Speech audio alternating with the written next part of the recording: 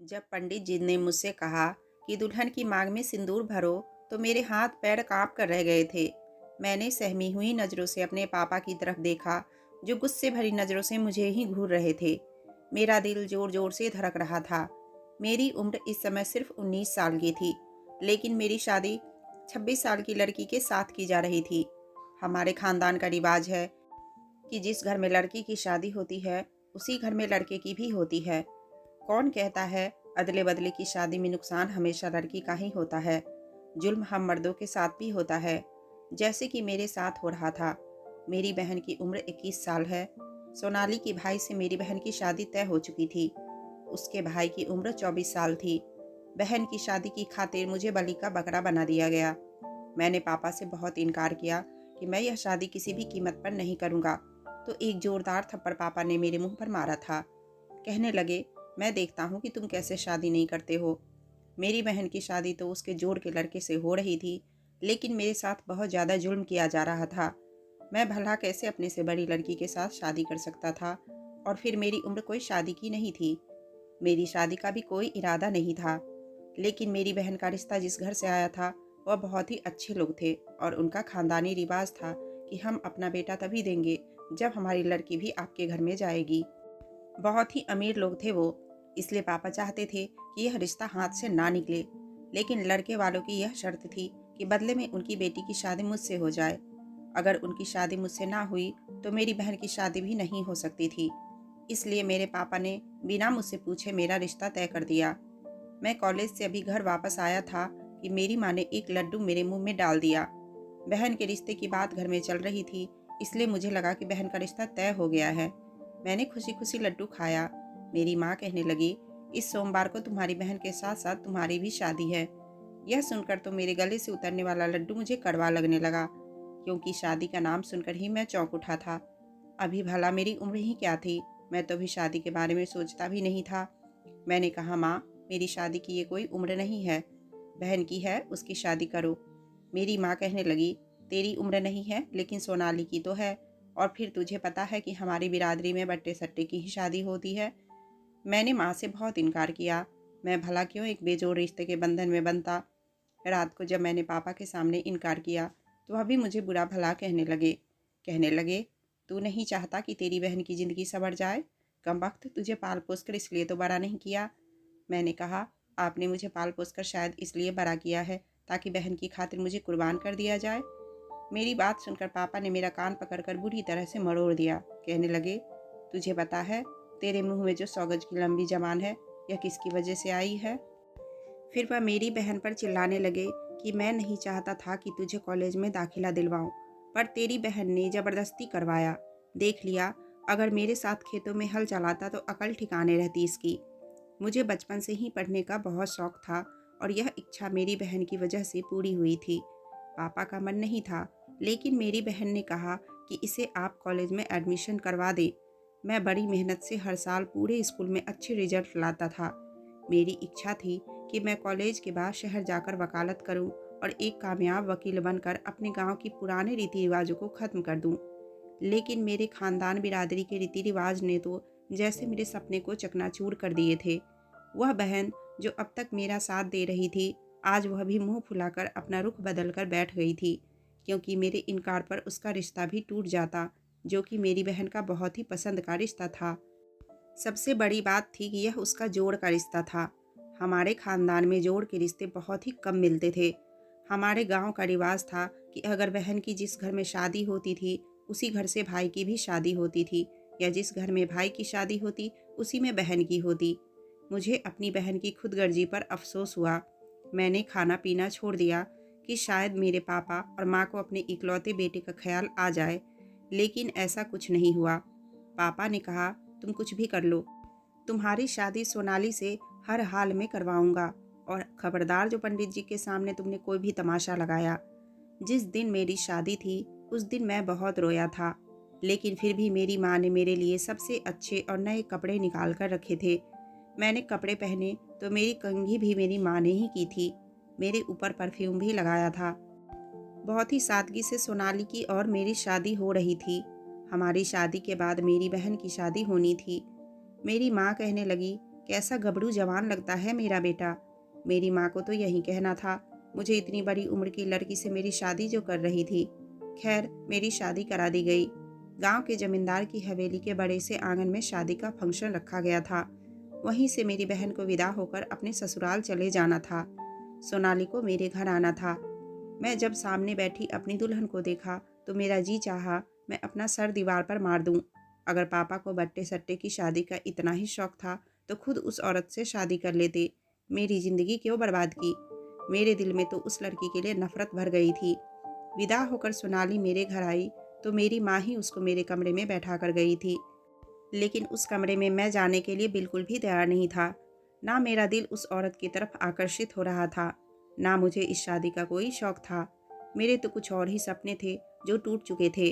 और एक सच्चाई यह थी कि मुझे इस रिश्ते के बारे में भी कुछ पता नहीं था, क्योंकि मेरे दिमाग में अब तक ऐसी कोई बात नहीं आई थी। मेरा बिल्कुल दिल नहीं था कि मैं कमरे के अंदर जाऊं, और दूसरा मुझ पर डर भी सवार था कि करूंगा क्या, क्योंकि मैं हर बात से अनजान था। आज तक मैंने कभी किसी लड़की को ऐसी नज़र से नहीं देखा था। मेरी माँ कमरे से बाहर आई तो मेरे पास आकर बैठ गई। कहने लगी, जाओ कमरे में, तुम्हारी पत्नी इंतजार कर रही है। मैंने अपनी माँ को शिकायत भरी नज़रों से देखा। खैर, कमरे में तो मुझे मजबूरन जाना ही था। मेरी माँ मुझसे कहने लगी, मैंने कमरे में दूध का ग्लास रख दिया है, वह ज़रूर पी लेना, बादाम पिस्ते वाला दूध है, ठीक रहेगा तुम्हारे लिए। मैं अपने कमरे में चला गया तो वो घूंघट निकाले बैठी हुई थी। मुझे तो उस पर भी अफसोस हो रहा था कि कैसी अजीब औरत है। शादी के नाम पर मुझसे क्या उम्मीद रखे हुए हैं कि मैं चलकर उसके पास आऊँगा, बेड पर बैठूँगा, उसकी घूंघट उठाऊँगा, उसकी तारीफ़ करूँगा, उसके हाथ में अंगूठी पहनाऊँगा, और उसके आगे तो मेरा दिमाग बिल्कुल काम नहीं कर रहा था। मुझे नहीं मालूम था कि उसके आगे क्या होता है। अगर उस औरत को इस बात की जानकारी हो गई कि मुझे कुछ पता नहीं है तो वह तो मेरा मजाक उड़ाती रहेगी। मुझे याद आने लगा, एक बार मेरे मामा की शादी हुई थी तो उसके दोस्त यही कह रहे थे कि पहली रात पत्नी पर कभी भी यह जाहिर मत करना कि तुम अनाड़ी हो, वरना सारी जिंदगी वह तुम्हें ताने देते रहेगी। मैं उस समय इस बात को समझ नहीं पा रहा था कि मुझे क्या करना चाहिए और क्या नहीं। मैंने कमरे का दरवाज़ा बंद किया, उसके पास आकर बैठ गया। घूंघट उठाने का मेरा कोई इरादा नहीं था, क्योंकि उसकी शक्ल मैं पहले ही देख चुका था। मैंने कहा, मेरी बात सुनो, मुझसे ज़्यादा कोई उम्मीद मत रखना। मेरी तुमसे शादी ज़बरदस्ती कराई गई है। ना तो तुम मुझे पसंद हो, ना ही मैं तुम्हें अपनाऊंगा। अपनी उम्र देखो, क्या तुम्हें लगता है कि तुम्हें मुझसे शादी करनी चाहिए थी? मेरी बात सुनकर उसने खुद से अपना घूंघट उठा दिया, लेकिन बोली कुछ नहीं। मैंने बड़े गुस्से से और रौब जमाने के अंदाज में बात की थी। उसने मुझे कोई जवाब नहीं दिया। मैंने उसे यह भी कह दिया कि सुबह सबके सामने वह ऐसी कोई बात नहीं करेगी जो कि अभी हमारे बीच हुई है। तुम यही कहोगी कि सब ठीक है। यह कहकर मैंने अपना तकिया उठाया और ज़मीन पर जाकर लेट गया। कुछ ही देर बाद मुझे उसकी आवाज़ सुनाई दी। वह कहने लगी, सुनिए, बेशक उम्र में आप मुझसे छोटे हैं, लेकिन रिश्ते में आपका स्थान बहुत बड़ा है, इसलिए आप बेड पर सो जाइए, मैं ज़मीन पर सो जाऊंगी। मुझे तो लगा था कि बड़े घर से आई है, मेरी बात पर मुझ पर भड़क ही ना उठे। फिर उम्र में भी मुझसे बड़ी है तो कहीं मुझे डांट ही ना दे। लेकिन उसने बड़े आराम से मुझसे कहा था। मैंने भी सोचा कि मैं लड़का हूँ, बेशक कम उम्र है, लेकिन हूँ तो उसका पति ही, मैं ज़मीन पर क्यों लेटूँ। मैंने अपना तकिया उठाया और बेड पर लेट गया। उसने चादर नीचे बिछाई और अपना तकिया रखकर खुद वॉशरूम में चली गई। सादे से कपड़े पहनकर वह बाहर आई और ज़मीन पर जाकर सो गई। मैंने तो भगवान का धन्यवाद किया। सुबह हुई तो कमरे का दरवाज़ा खटकने लगा। दस्तक सुनते ही वह फौरन से उठकर बेड पर अपना तकिया रखने लगी। फिर अपने लंबे घने बालों को समेटकर उसका जूड़ा बनाया और दरवाज़ा खोल दिया। मेरी माँ बाहर खड़ी थी। मेरी माँ ने उसके सर पर प्यार किया और उसे ढेर सारा आशीर्वाद दिया। फिर कहने लगी, सचिन तुम भी उठो, मैंने नाश्ता बना दिया है। बाहर सारे परिवार वाले इकट्ठे हैं, मिलकर ही सबने नाश्ता करना है, इसलिए तैयार होकर बाहर आना। वह कहने लगी, जी जरूर। फिर मेरी माँ कहने लगी, तुम्हारी माँ ने जो सोने का सेट तुम्हें चढ़ाया था, ऐसा करो वह पहन लेना। सोनाली ने हाँ में सिर हिला दिया। मैं भी उठकर तैयार हो गया। पूरे परिवार के सामने मैं अपनी पत्नी के साथ ही बैठा था। उसके साथ ही नाश्ता भी किया। मेरी बहन भी शादी के 4 दिन बाद घर पर मिलने आई तो बहुत खुश थी। उसका घर भी बस गया था और मेरी ज़िंदगी में भी सुकून आ गई थी। सोनाली ने बहुत जल्दी ही घर की सारी जिम्मेदारियों को संभाल लिया था। मेरा भी सारा काम वो अपने हाथों से करती थी और मुझे कुछ कहती भी नहीं। मैंने सोचा, मैं यूं ही इतना डर डर कर रह रहा था, शायद यह मेरे रूप में आ गई है। मैंने कॉलेज बहुत अच्छे नंबरों से पास कर लिया। मैं बहुत खुश था। खुश तो मेरे माँ बाप भी बहुत थे। सोनाली भी खुश थी।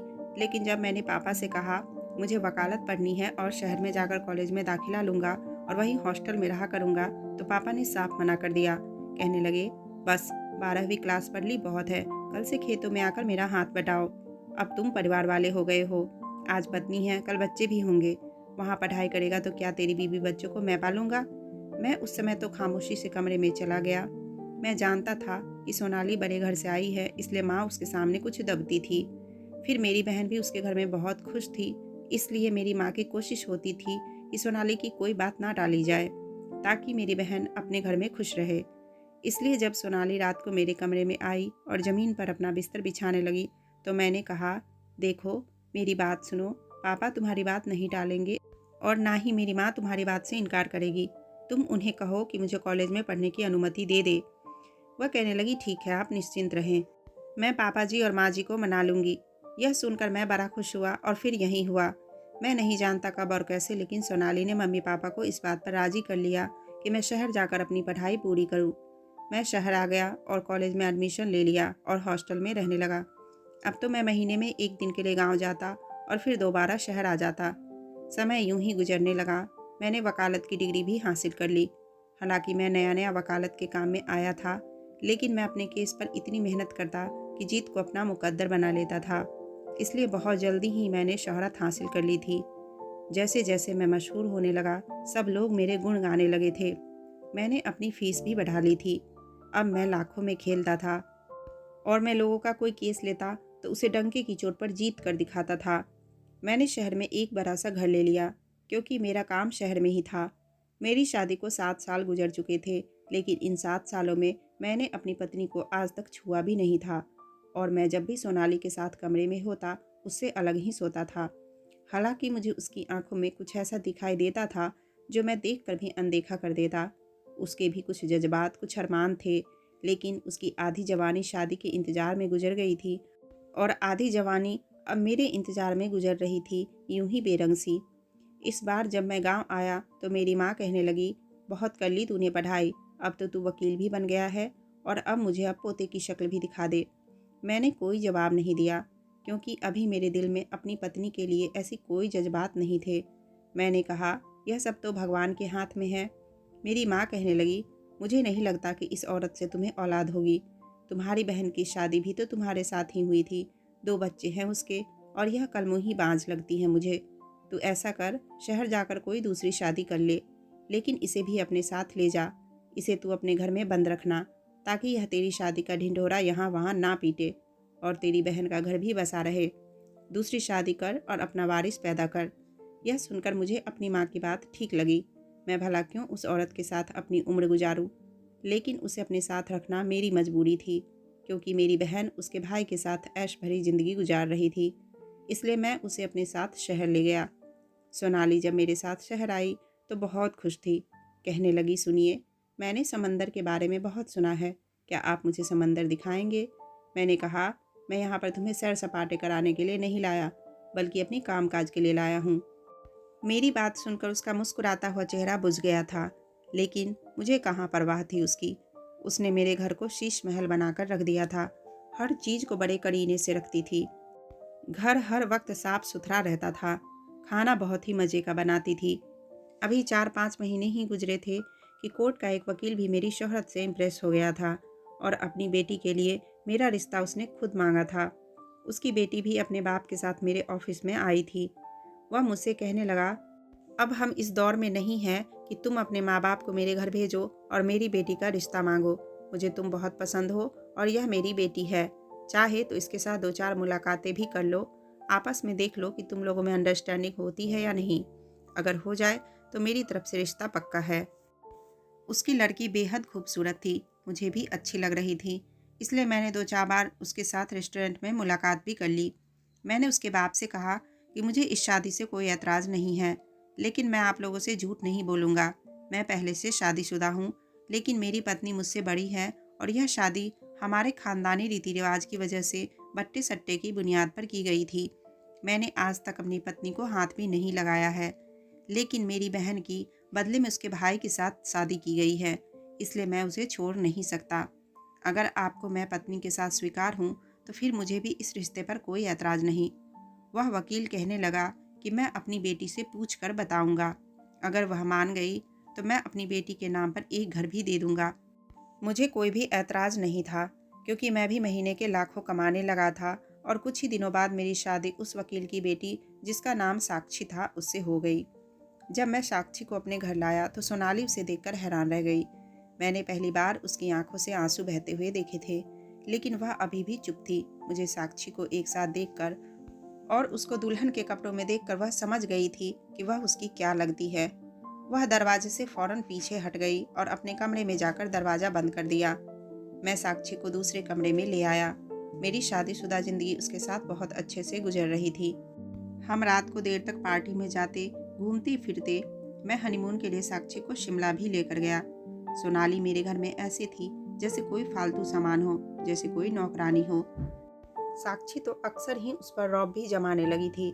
उससे अपने काम भी करवाती थी। साक्षी को किसी भी तरह के काम करने की आदत नहीं थी। वह घर को हर समय बिखेर कर रखती थी। मैं कभी कभी सोचता कि अगर सोनाली ना होती तो घर का कबाड़ा बन चुका होता।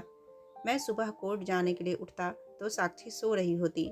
वह पहले ही मुझे साफ साफ कह चुकी थी कि उसे खाना बनाना बिल्कुल भी नहीं आता, इसलिए मैंने उसे कभी नहीं जगाया। मुझे ऐसे कोई ज़रूरत भी नहीं पड़ती थी, क्योंकि सोनाली तो थी ही मेरा हर काम करने के लिए। लेकिन एक बार सोनाली को बुखार हो गया। 2 दिन तक वह बुखार में पड़ी रही और साक्षी ने मुझे बताया तक नहीं। वह तो घर की बिखरी हालत देखकर जब मैंने पूछा कि सोनाली कहाँ है, क्या उसे नज़र नहीं आता कि घर का क्या हाल है, उस वक्त साक्षी अपने हाथों पर लोशन लगा रही थी। कहने लगी, 2 दिन से बीमार पड़ी हुई है, कमबख्त ना जाने कब ठीक होगी, कब घर साफ करेगी, मुझसे तो यह काम वाम होते ही नहीं। साक्षी यह कहकर बेड पर मेरे बराबर में लेट गई। जब मैंने सुना कि सोनाली को बुखार है तो मैं बेड से उठकर खड़ा हो गया कि जाकर देखूं उसे हुआ क्या है। मेरे दिल में उसके लिए कोई मोहब्बत नहीं थी, शायद हमदर्दी थी। लेकिन जैसे ही मैं बेड से खड़ा हुआ, साक्षी कहने लगी, तुम कहाँ जा रहे हो? मैंने कहा, वह बीमार है तो जाकर देखो उसे क्या हुआ है, और तुमने मुझे पहले क्यों नहीं बताया? अगर दिन के समय मुझे मालूम होता तो मैं उसे डॉक्टर के पास ले जाता, दवाई दिला देता।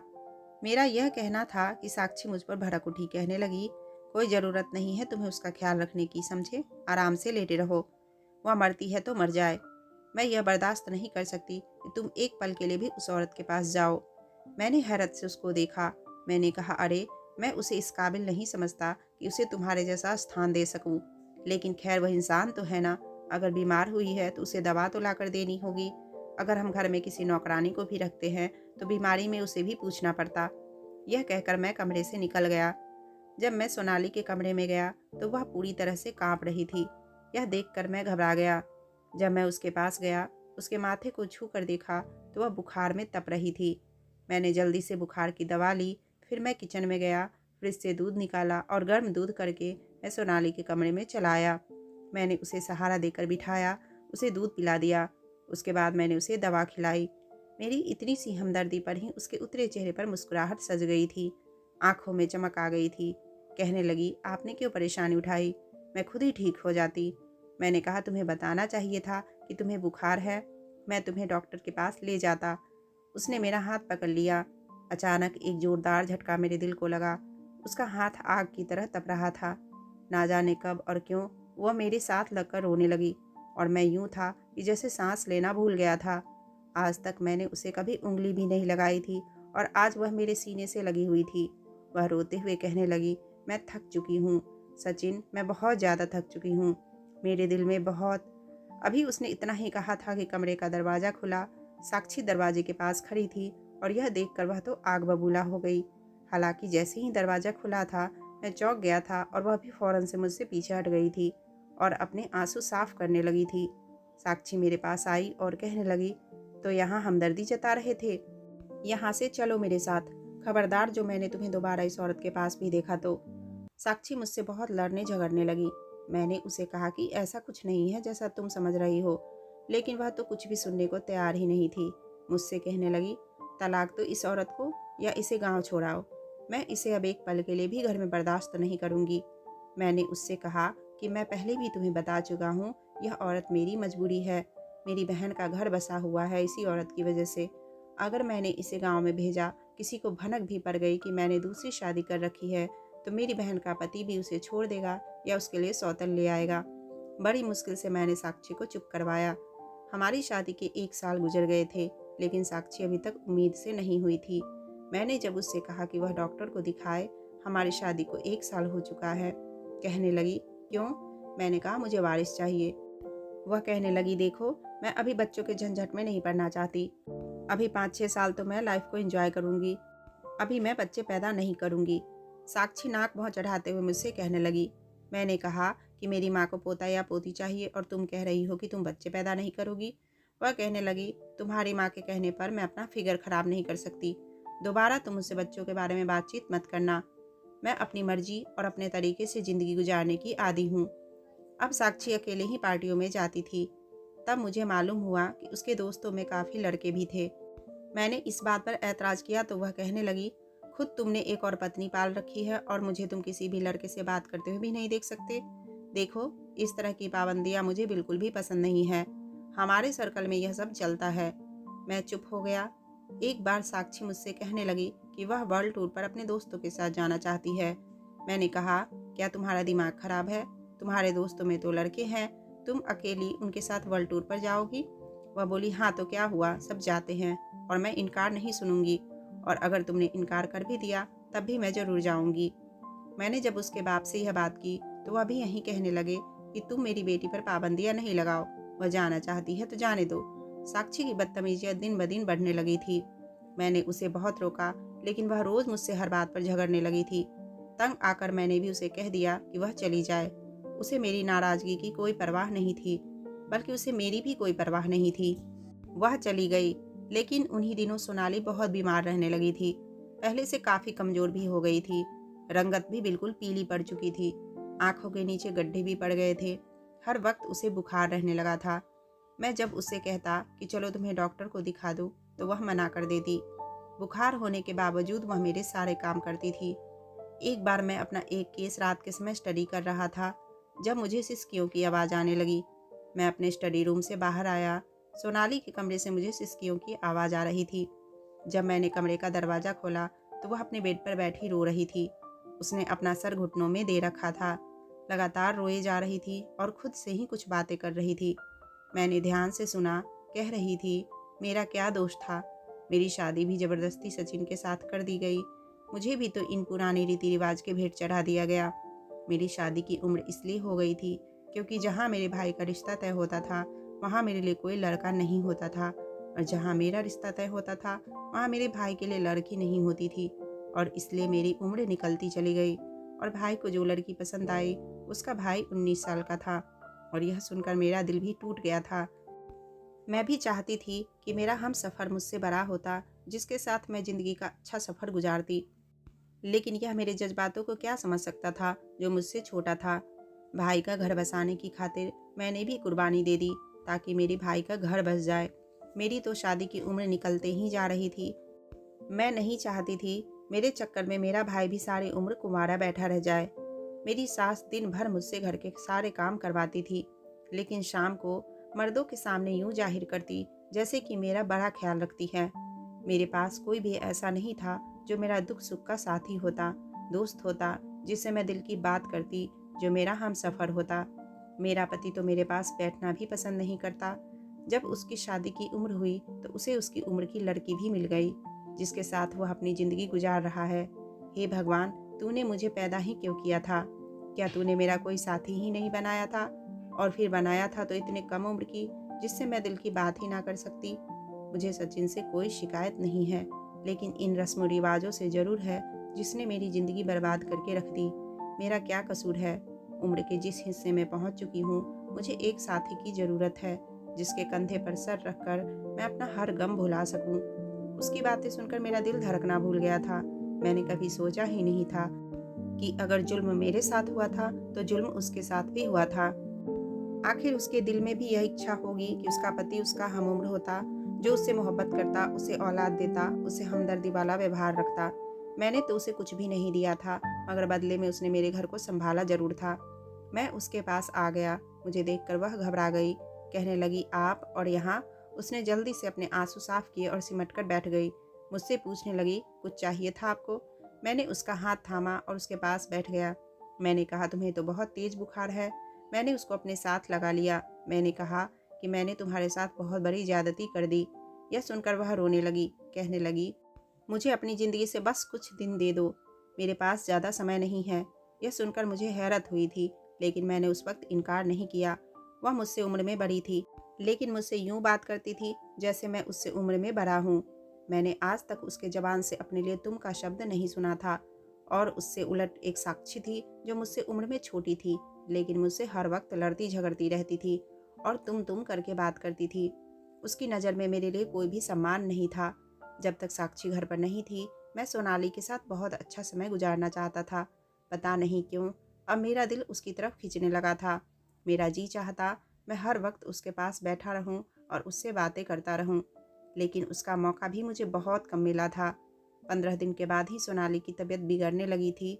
मैं उसे डॉक्टर के पास ले गया तो जो खबर डॉक्टर ने मुझे सुनाया, मेरे होश उड़कर रह गए थे। उसे कैंसर हो चुका था और आखिरी स्टेज पर था। उसका इलाज मुमकिन नहीं था। वो बस कुछ दिन की ही मेहमान थी और यह सुनना था कि मैं परेशान हो गया। मुझे लगा मैंने बहुत बड़ा जुल्म कर दिया है। वह कहने लगी, मुझे हॉस्पिटल में एडमिट मत करना, मैं आखिरी पल भी आपके साथ जीना चाहती हूँ। जब उसकी आखिरी सांसें चल रही थी तो उसका सर मेरी गोद में था और मेरा हाथ उसने थाम रखा था। आखिरी शब्द उसके जुबान पर यही थे कि आप मुझसे खुश तो है ना? मैंने आपके साथ कोई बुरा सलूक तो नहीं किया? मेरी आंखों से आंसू बह रहे थे। आखिरी समय में भी उसे मेरी ही चिंता थी। मैंने उसे दिया ही क्या था सिवाय कुछ दिन के मोहब्बत के। उसने मेरी गोद में दम तोड़ दिया। मैं नहीं जानता था कि मुझे क्या हुआ था, लेकिन मैं फूट फूट कर रो रहा था। मुझे लगा मेरी दुनिया उजड़ गई है। सोनाली के अंतिम संस्कार के बाद मैं जब घर लौटा तो मुझे पूरा घर काट खाने को दौड़ रहा था। मुझे लग रहा था जैसे मैं अधूरा रह गया हूँ। कुछ दिन बाद ही साक्षी वापस आ गई थी। सोनाली के बारे में सुनकर उसे कोई दुख नहीं हुआ था, बल्कि उसने भगवान का धन्यवाद किया कि उससे जान छूटी थी। लेकिन मेरे दिल की दुनिया बदल चुकी थी। मैं अक्सर खाली समय में सोनाली की तस्वीर से बातें किया करता था और उससे माफ़ी मांगते रहता, लेकिन समझ नहीं आता कि कसूरवार कौन था, मैं, हमारा समाज या यह रीति रिवाज जिसने सोनाली जैसी ना जाने कितनी औरतों की जिंदगियों को बर्बाद कर दिया है।